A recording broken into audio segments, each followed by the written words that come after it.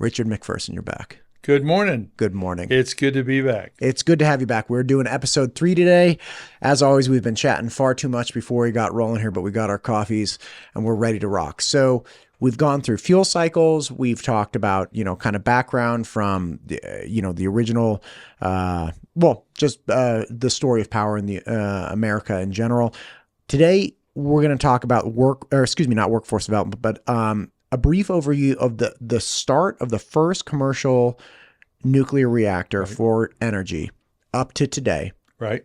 As well as some of the key players in that field that are either led to this point or are still pulling strings. Hit me with it. Okay. When President Eisenhower gave his speech at the United Nations on December the 8th, 1953, his Atoms for Peace speech, it didn't stop there. While he offered the world American nuclear technology for peace and prosperity, he didn't stop at home. He didn't stop even in the United Nations. He helped create, starting in 1954, the International Atomic Energy Agency in Vienna, Austria, under the United Nations. He also asked Admiral Rickover to help, and they created the first commercial nuclear power plant in the United States from 1954 to 1957 when it went critical. 3 years. 3 years it took them to build the first pressurized water reactor in the United States at Shippingport, Pennsylvania. 3 years. Now, the next 3 years, or next 4 years, I guess, 1957 to 1961, there were a lot of firsts. There was Shippingport, followed by Dresden, another commercial nuclear power plant, the first boiling water nuclear power plant. And then there was Yankee Row, another pressurized water reactor. Some people say it was the first real commercial nuclear reactor, pressurized water reactor. The reality and those are all light water reactors. They're all light water reactors. The boiling is where you have water directly interacting with the fuel rods. That water then goes up and spins a turbine to generate power. A pressurized water reactor has water that interacts with the fuel rods, but that water just transfers the heat to another set of water, so you'd have less contamination. Two separate loops. Gotcha. One is a primary loop that goes through the reactor core, goes through the steam generator. On the secondary side of the steam generator, it generates steam which goes and drives the turbine. Gotcha. That's the pressurized water reactor. So, in a very short period of time, we had 3 nuclear power plants, the first 3 commercial nuclear power plants. And then the buildup started. It seemed like, at the time, every utility had to have their own nuclear power plant. It also seemed like every utility had to have its own design of a nuclear power plant. And it also seemed as though the utilities were managing the design, the building, the construction, the manufacturing, going into operation of those nuclear power plants. It seems like the birth of the automobile industry, right? Where you had like a ton of micro and tiny kind of manufacturers. Yep. Yeah. So that went on for about 10 years. And by 1970, we had a pretty mature industry. We had tens of thousands of people working on making parts. We were making large forgings, making large castings. It was a mature industry. Coincidentally, right after President Eisenhower's speech, Soviet Union started putting a lot of money in here for the anti-nuclear groups. So it was also during that period of time from 1953 to 1970 that the anti-nuclear groups funded by and promoted by communists came into play. And by 1970, they were very strong.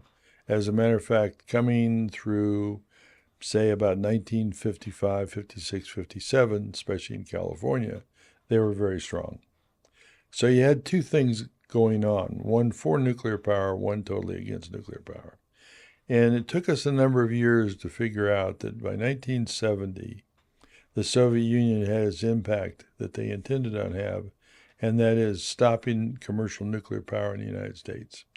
Even though the majority of our reactors, commercial fleet of reactors, were built between 1970 and 1980, some of them fell over into 1980 to 1990, and then we've had a couple built in just recent years called Vogtle 3 and 4. So that is the consolidated history of how we got from the first reactor shipping port in 1957 to Vogtle 3 and 4 going online in 2023 and 2024. We've also gone from shipping port, which was built and put into operation in 3 years, to Vogtle 3 and 4 that depended on what date you want to start, whether you want to start in 2006, whether you want to start in 2012 or 2013, and go to 2023 and 2024. It's 12 to 18 years to put those plants in operation. Plants that are light water reactors, plants that we've built many of, and we should have been able to build Vogtle 3 and 4 in far less time, but we didn't. Okay, one question. Shipping port, is that still in operation? It's closed down now. Okay, how long did it operate for? Why do you ask me these hard questions? Shipping port operated for, I used to know, a pretty reasonable period of time. But shipping port's important for another reason. Since it came under naval reactors to help put it in operation, they were doing experimenting with core types. And from core 1, it was a highly enriched core, just like you have for Navy nuclear submarines. So this is not the 20% enrichment. We're talking like 90 plus. This is 90 plus. So I think it was the third core for shipping port, as I recall. The third core for shipping port was a combination of uranium and thorium. So we proved that we could have a light water reactor that could be a breeder reactor that would be safe and efficient with shipping port. We did the same thing with the molten salt reactor experiments down at ORNL. Proved that we could have uranium and thorium and it would safely operate and efficiently operate. There's people in the commercial industry that like to discount shipping port being the first commercial reactor. But the fact of the matter, it provided commercial electricity for sale in the local area. So you have to look at, when you're looking at the beginning, you have to look at shipping port Dresden as the boiling water reactor, and then Yankee Row as another pressurized water reactor, similar to the pressurized water reactor at shipping port. The differences being is the amount of enrichment, because the amount of enrichment was greatly reduced for both Row and for Dresden. Gotcha. Okay, now back to your point about the construction time and requirements that led to Vogtle 3 and 4.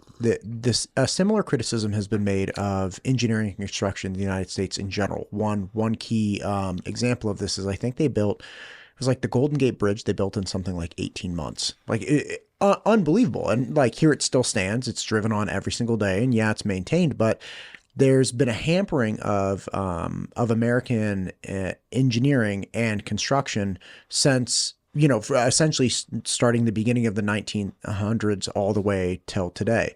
So knowing that this is essentially like, no, this isn't the first we've built. We know exactly, like, I need the piece from Jim. Like, just call Jim and get it's like, we don't have to design the piece. You have the piece. You know exactly how everything goes together. You know how it's going to work, why it's going to work. Why is it taking between like 11 and 16 years to get these things built? I can attribute it to one law. 1969, Congress passed NEPA, the National Environmental Policy Act. Once they did, it gave the anti-nukes, the anti-everybody's, the anti-Americans, the communists the ability to slow down any project legally. And you can trace all of that back to NEPA. They got further help in 1974 when the Nuclear Energy Commission was founded. And the Nuclear Energy Commission, the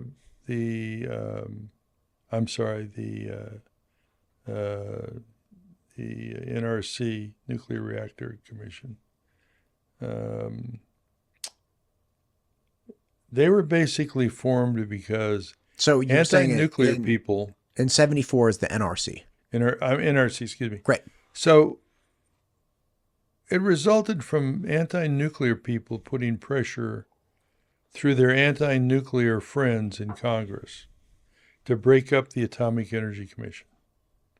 And they used all kinds of reasons from 1953 to 1974 until they broke it up and wound up with the NRC, the Nuclear Regulatory Commission, excuse me. And a lot of things are going through my mind now because I remember hearing and reading about all of that. But basically, from its beginning, the NRC was an anti-nuclear organization.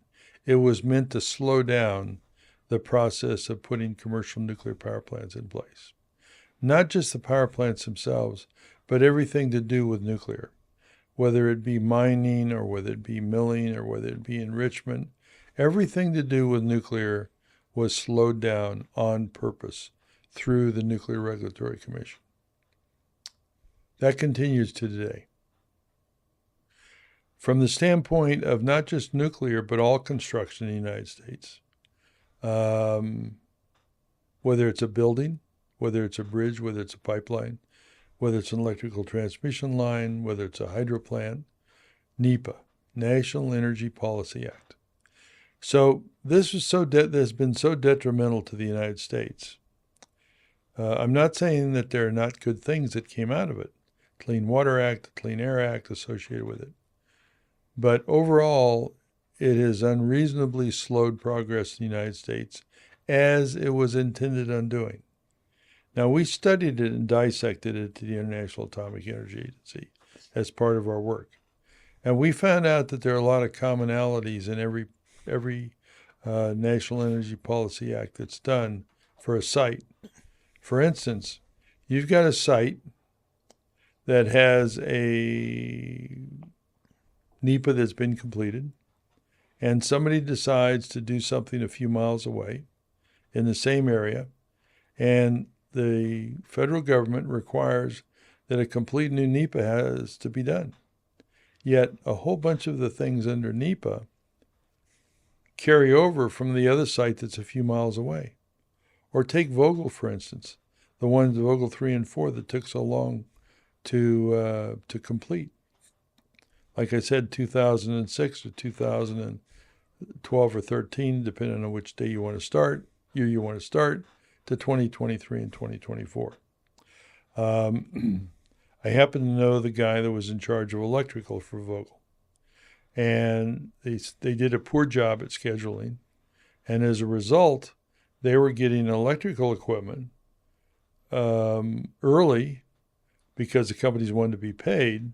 And it was arriving, and they had no place to store it to keep it out of the weather. So he says, I need to build a building to store all this electrical equipment. He basically was told, you have to complete a whole new NEPA, even though we're in the middle of this big area that a whole NEPA has been done for. You have to do you're one. within the bounds of the original NEPA? Yes. Like, listen, man. How crazy is that? This is the area, and I just want to build the building here. They're like, you got to do NEPA. I'm like, I already did the NEPA for all of this. I know. Oh, my gosh. Well, to make a long story short, about a year later, he quit. I've never met him in person. I've only talked to him on the phone. He was given my name and number early on when he got the job. And he was a former Navy nuke, came off fast-act submarines, was hired to be the number 2 in electrical at Vogtle. His boss had a heart attack and had to retire. And suddenly he's the head of electrical for Vogtle 3 and 4. Sharp guy, big job. Electrical's a big job. I talked to him all the way through it. I was impressed. He had his hands around it, but they drove him out. A year later, he was gone. So that's the contemporary mechanism. And you see problems with this. I had Congressman Mike Simpson in recently, and there were a lot of discussions about his proposal breaching the dams that he brought up years back. And one person told me, and again, I actually didn't confirm this with Congressman Simpson, but one person told me, they're like, do you know why that got so much pushback? I mean, he had put together this huge plan that, essentially made all the stakeholders whole, right? We're going to have transportation routes. We're going to have power generation. We're going to have salmon. We're going to have water. We're going to have all of these different things. And it seemed to go as far as any proposal ever had to actually resolving the most problems in a satisfactory manner. It got pushback from some environmental groups because he put a moratorium on litigation. And that's, for some environmental groups, that's how they fund themselves. They fundraise around being able to file lawsuits, right? And then because of EAJA, or EAJA, EJA, I can't remember exactly how this is meant, but that's essentially a mechanism that allows them to be reimbursed for, legal expenses and whatnot. The federal government does that. So that's one thing that he was, drew the ire of even the environmental groups that wanted the things that this proposal was bringing back, which are, essentially breaching the dams. These types of government departments are things that are substantially arming adversaries to progress. And that could be progress, again, in dams or electrical or nuclear power. But it does seem to be one of those things that people criticize. They're like, we are getting in our own way, and we're giving the tools to further hamper us. Not only are we screwing it up, but then we give the tools to our adversaries. All they have to do is jump on board and be like, hey, under this act, go do this thing, and just throw a wrench in all of it. And that's what NEPA provided. There were various laws before which they used, but NEPA consolidated them in one place. And so you can look at the history of development in the United States from day one to 1970, and then after 1970 to today. And in 1989, that's why at the International Atomic Energy Agency, we studied NEPA and broke it apart. But let's talk about the dams for a moment. In 1998, the U.S. Army Corps of Engineers had a new engineer that started at the head office for this region in Portland. And as he's looking over his purview of all the dams, he found that the 4 lower-level Snake River dams, among others, were not putting out the power that they said they were putting out. The 4 lower-level Snake River dams are supposed to be putting out nameplate capacity of 300 plus megawatts a year, and they're only doing around 900.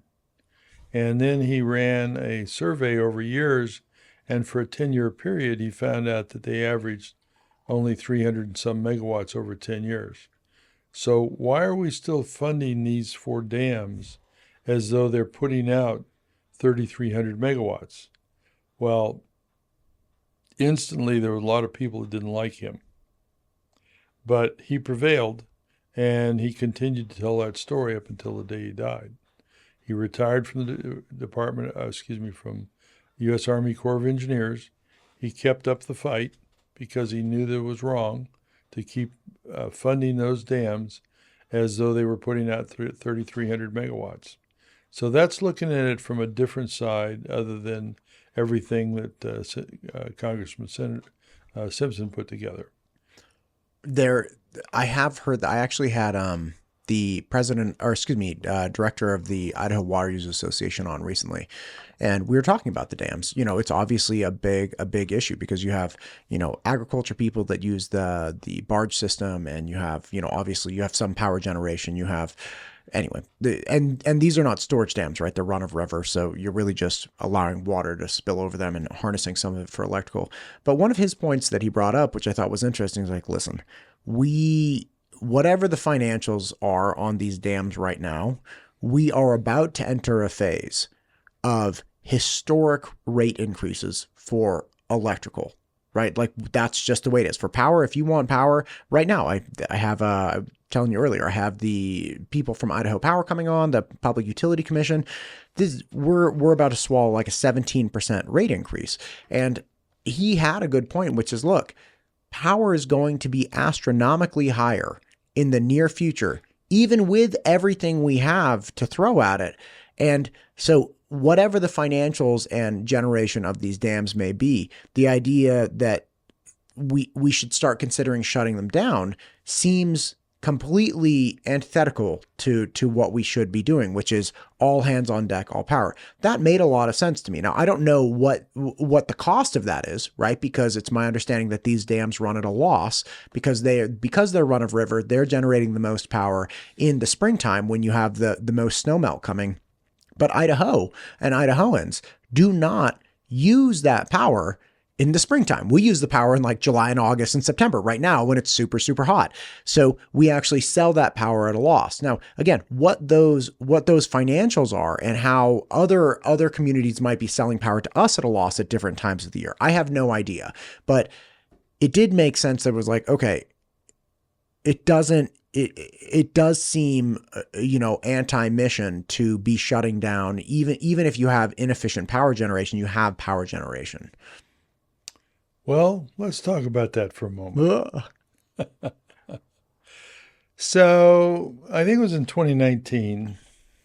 I was invited to come back and talk to General Electric back in Wilmington, North Carolina, South Carolina, whatever it is. And the subject was potential General Electric power plants here in this part of Idaho, specifically in Payette County. So I said, no, I'm not coming to visit you. The site is in Payette County. You send someone to see me. So they sent a vice president out to see me, and he spent 2 days with me. I took him to the site in Payette County. I talked to him about the 4 lower-level Snake River dams. And I said, here's this little valley in Payette County that's already been approved in the county for up to 3,400 megawatts. And here's what you should bring one of your new small modular reactors, and you should put it in here. And one of them will take the place of all 4 of the lower level Snake River dams. And this site in Payette County can be a strategic site for the Northwest. Now, why would I say that?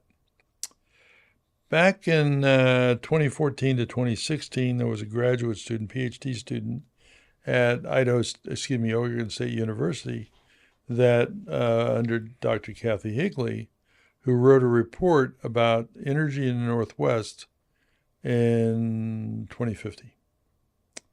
And in her report, she wrote that the Northwest United States, this is during the period of 2014 to 2016, in 2050, the Pacific Northwest will be shy by 50,000 megawatts of the electricity it needs. By 2050. By 2050. So that report was unable to be released for a year after it was published. So right at the end of the year, I was sent a copy of that, and I've read it and I have it. And it's a very compelling report. I'm not the only person who has that. I've made sure that people in Idaho Power have it.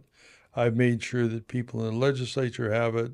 All kinds of people. And to give perspective to the 50,000 megawatts, I believe Idaho Power currently generates in the neighborhood of like 3,200 megawatts, so just over 3,000, right? Something like that. And one of the big problems is obviously micron expansion data centers. Those things need like 500 megawatts. So we're talking about like a 16% increase in generation capacity, and that's just going up 500 megawatts, right? That's not 50,000 megawatts. Right. But 50,000 megawatts is the Northwest, which includes Idaho.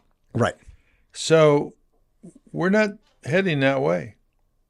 Right now, there is nowhere in the Northwest that we're heading that way, period. And yet people have known about this since at least 2018. So Idaho Power has every couple of years, they put out a new report, and it's a forecast of what their future looks like. They're not addressing nuclear yet. They're not addressing the fact that Idaho does not produce enough power in the state of Idaho for the state of Idaho. So we have been importing electricity into Idaho. We're going to continue importing energy into the state of Idaho. Why? Idaho had the first two nuclear power plants, 1953. EBR-1, the Navy reactor. So we've had those reactors plus another potentially 80 in the state up at the National Reactor Testing Station we now know as the INL.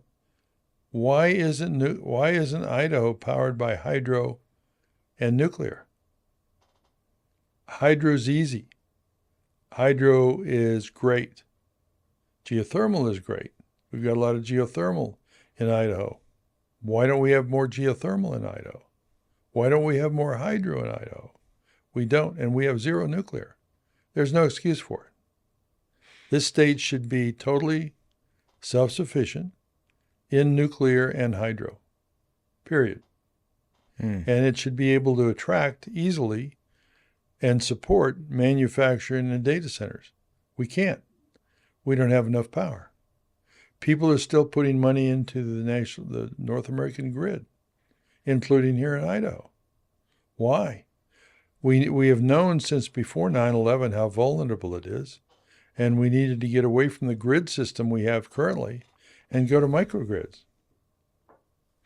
When you talk about attracting data centers, is there a large benefit to the state of Idaho of having the data centers here? And this isn't, please don't take this question the wrong way, but it's my understanding that like the CUNA metadata center that's slotted to come in, it's like 50 jobs. And I mean, I spoke with a couple people this week on energy, and one of the things that they're saying is like, yeah, man, maybe we start requiring the data centers bring their own micronuclear generator. It's like, if you're going to have a data center that's going to suck 1,000 megawatts. Okay. You provide that power. Yeah. You can come hang out here. We're not going to pay you, require property tax. You bring your 50 jobs, fantastic, whatever, but you're not going to kill our quality of life by jacking up our nuclear prices. You're going to meaningfully participate in the generation of power for yourself. And yeah, then you can come hang out here and, take our 50 jobs. Okay. Data centers. The reality of data centers. Right after 9/11, I went to my first meeting in Washington, D.C. about critical infrastructure. Data centers were brought up almost as a passing comment. Commercial data centers. Almost as a passing comment because we had a few. Today we have over 5,400 in the United States, and we're going to build a lot more. And they need a lot of electricity. A lot of electricity. And they need base load. We're not talking solar. We're not talking wind. We're talking 24 hours a day. They need within 0.1% the same amount of electricity.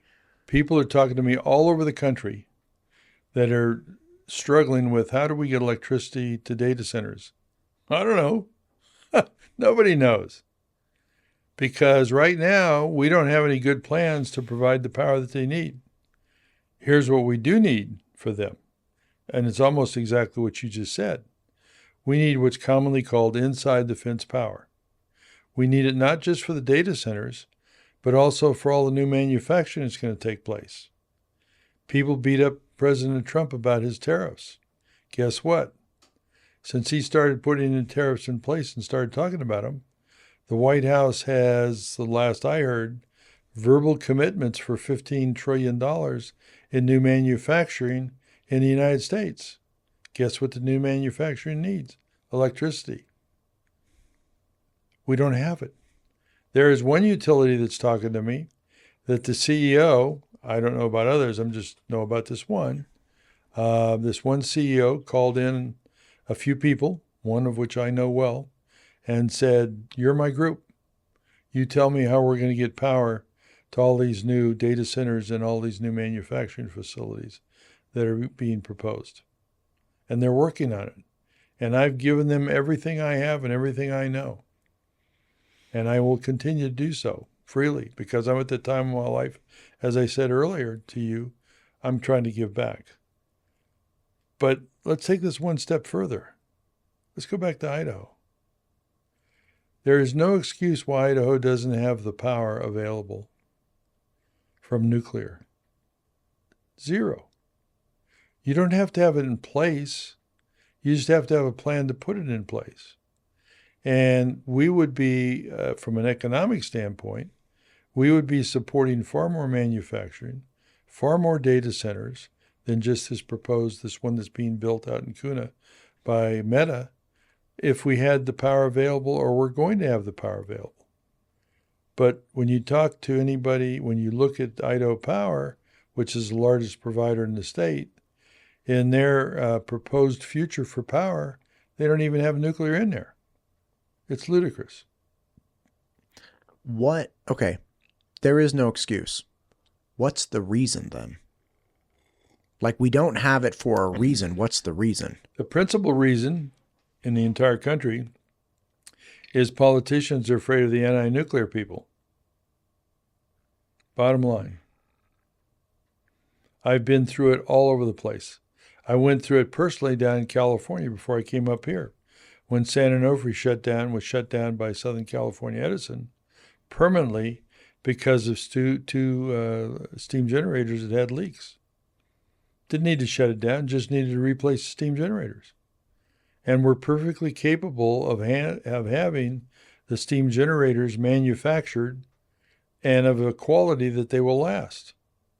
We even have a person in this state who was on the executive level of a corporation that did, I think, the majority of commercial nuclear steam generator replacements in the United States.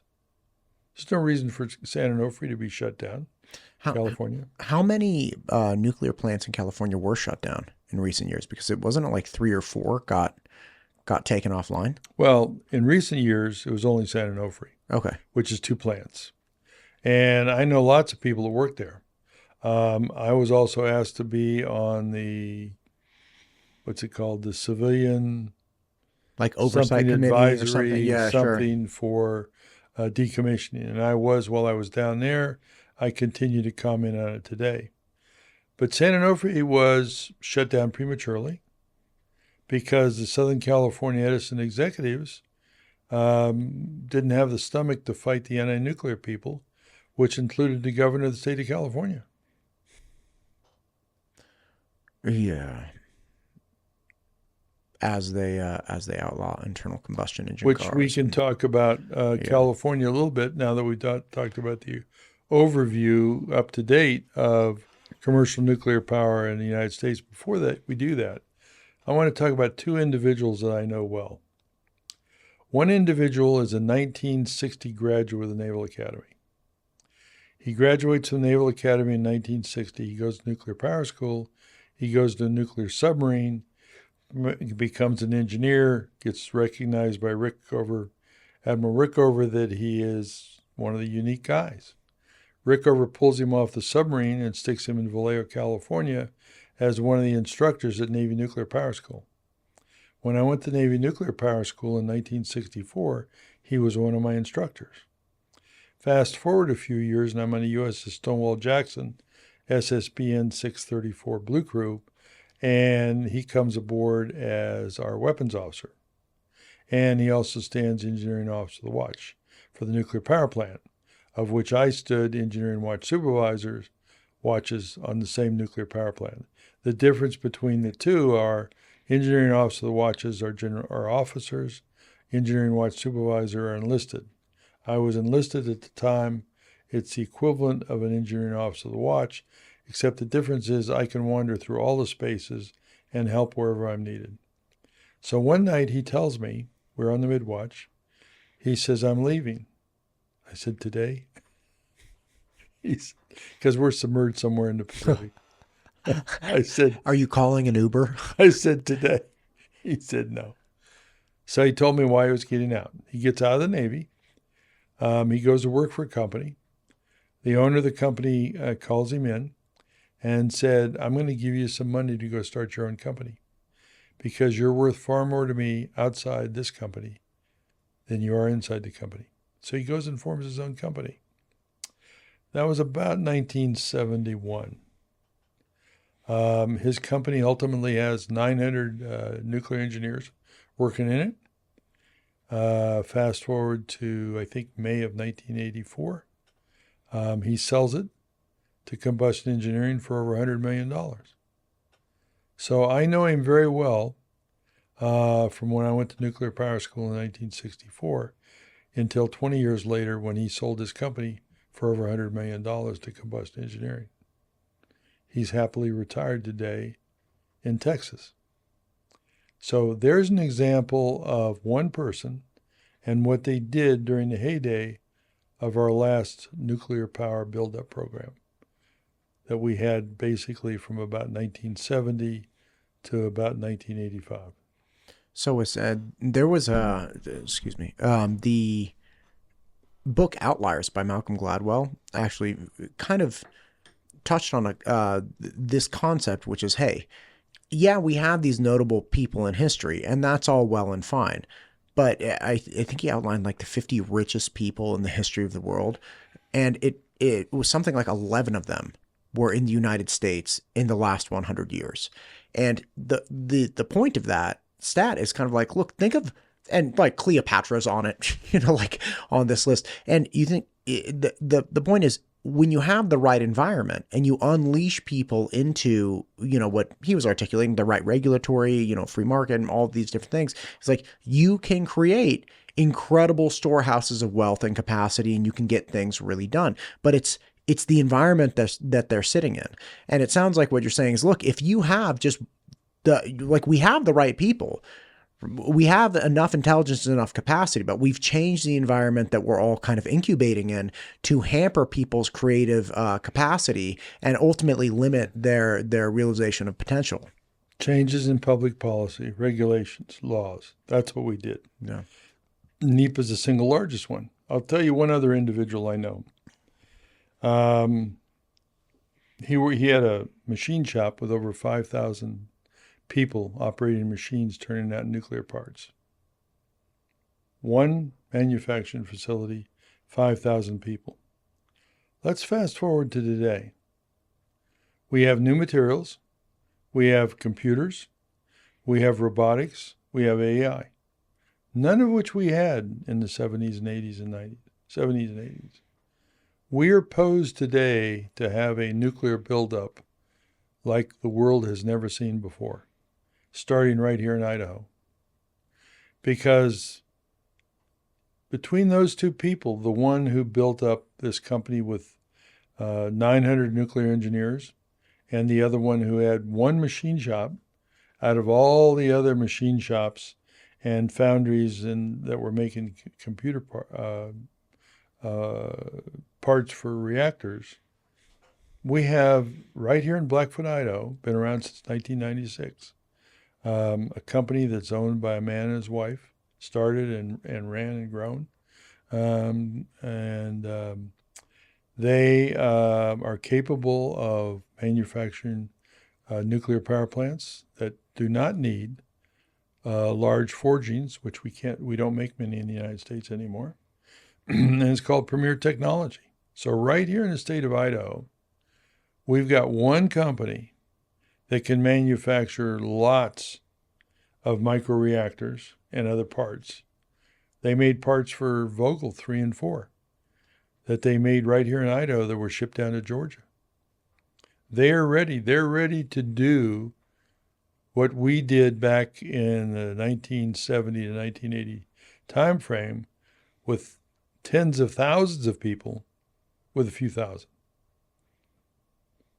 We are ready to manufacture reactors that do not need forgings, large forgings, of which now you have to go someplace like Japan to get them. We don't need those forgings anymore because these new microreactors, some of them, one of them is a molten salt nuclear battery, operates pretty close to atmospheric pressure. We just need to roll some steel, weld it up, and make these reactors. So we're poised to do far more than we did from 1970 to 1985 and do it far more rapidly. In the next 5 years, we can be manufacturing tens of thousands of these from right here in Idaho, deployment all over the country to provide us the economic and energy security we need first into microgrids.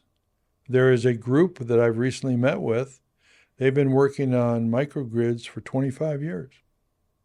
They haven't been able to get any traction because of public policy preventing them. It's stupid. They have American-made products. They're American companies. And they simply set out first to do the North American grid, to harden the grid. And then they started looking at the distribution systems, electrical distribution systems that come off of the grid. The grid is about 450,000 miles. The electrical distribution systems that come off the grid is about 6 million miles of cable. They've already done all that work. They're ready to work and deploy. American companies, American parts, just like Premier is ready to manufacture American reactors, American parts. We don't need any foreign input at all. We are poised in Idaho, out of Idaho, to create far more than was ever created from the first 3 reactors between 1957 and 1961 through 1985 and up to last couple of years with Vogtle 3 and 4. We're poised to do that right here from Idaho at a far faster rate with tens of thousands of units instead of what we're left with today, 94 units, down from about 104 units on 9/11. Richard, let's do this, if you don't mind. Why don't we call it today? We can go back and explore, shutdowns in California and policies that got put in place. Absolutely, I'm happy to do that, but I think we bit off a good chunk today. What do you think? I agree, and California is so unique that since it has such an impact on the entire country, we should devote some time to California, and we can do that next time. Great. Awesome. Thank you for coming in, sir. Episode 3 in the bag. Thank you, sir.